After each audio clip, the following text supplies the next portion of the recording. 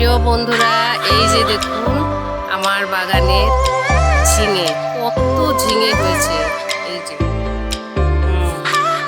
ধরছি, তুমি কাটো ভাই, এটা কাটো। কি সুন্দর, নিজের গাছের ঝিঙে কাটতেই ভালো লাগে। কাটো, এটা কাটো। হ্যাঁ, বাহ, ওটা কাটো, এই যে এটা কাটো।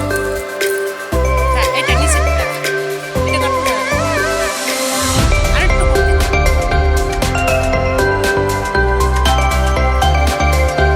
এই এটা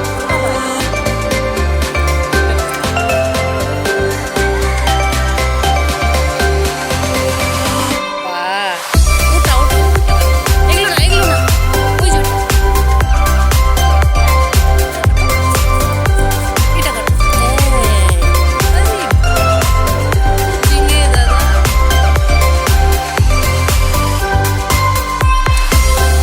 দাও এটা আমার হাতে দাও।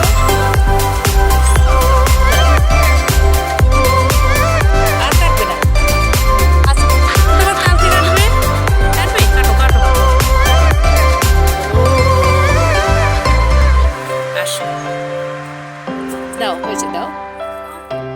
কটা হলো ভাই? 8টা। ওরে দেখো কত আম, হাত দিয়ে ছেড়ো, হাত দিয়ে ছেড়ো, কাটবে, কষ যেন মুখে লাগে না দাদা।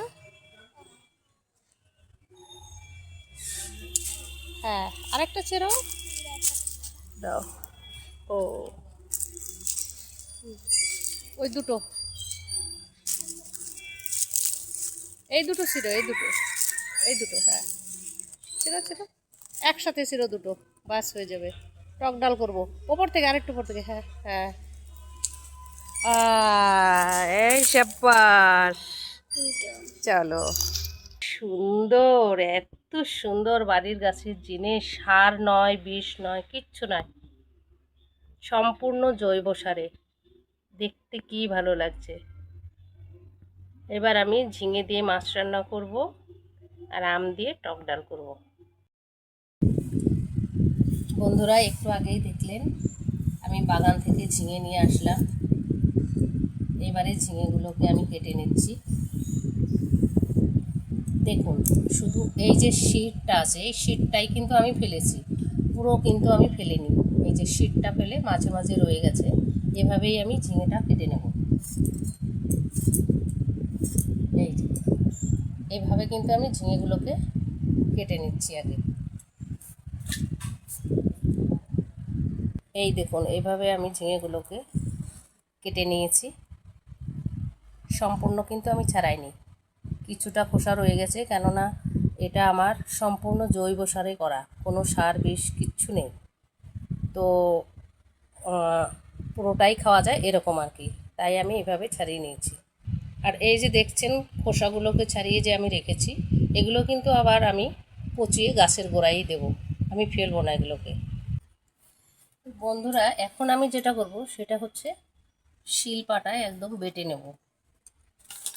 একটুখানি মগজদানা আর হচ্ছে পোস্ত, সুন্দর করে আমি বেটে নেব।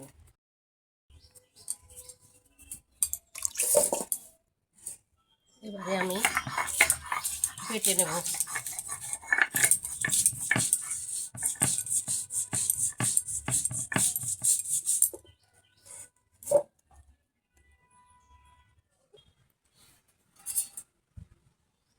এতক্ষণে আমার ভাতটা হয়ে গেছে, ওদিক দিয়ে আমি সব গুছিয়ে নিলাম, পোস্ত বাটাটাটা সব শেষ করে নিলাম। এবারে আমি ভাতটা নামিয়ে দেব।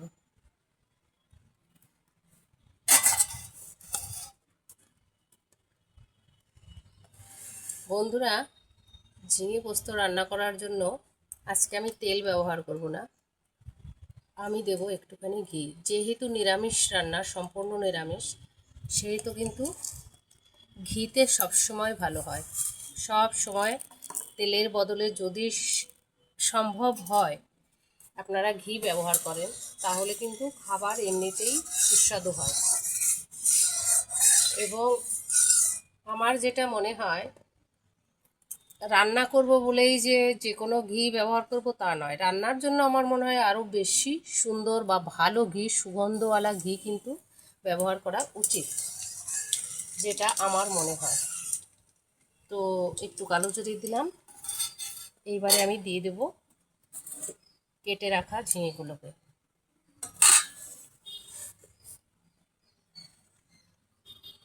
এই যে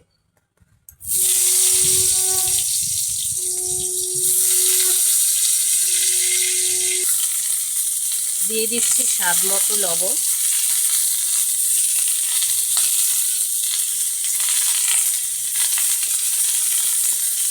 এবার একটু নেড়ে চেড়ে দিচ্ছি, লবণটা ভালোভাবে মিশিয়ে দিচ্ছি।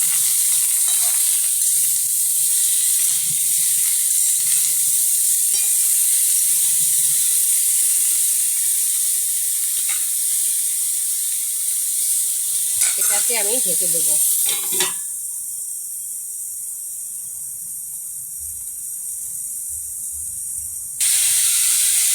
একটুখানি ঢেকে নিলাম, তাতে ঝিঙেটা কিন্তু অর্ধেক হয়ে গেল।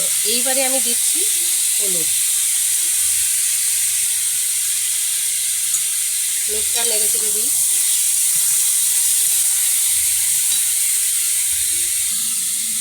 এবারে আমি বেটে রাখা পোস্ত দিয়ে দিচ্ছি,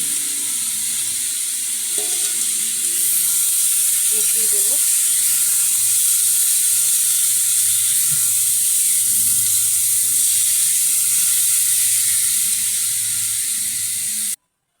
দেখুন বাটা মশলাটা কি সুন্দর মিশে গেছে। সবই ঠিক আছে, সবই ঠিকঠাক যেভাবে সবাই রান্না করে সেভাবেই করলাম।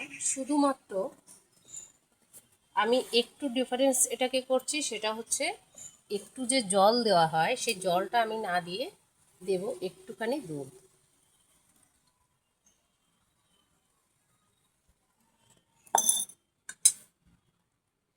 স্বাদ মতো চিনি, যেহেতু নিরামিষ রান্নায় একটুখানি চিনি আমি ব্যবহার করি বা আমি দিই।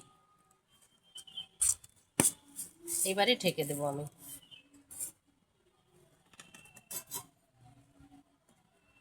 ঢাকনাটা খুলে দিচ্ছি।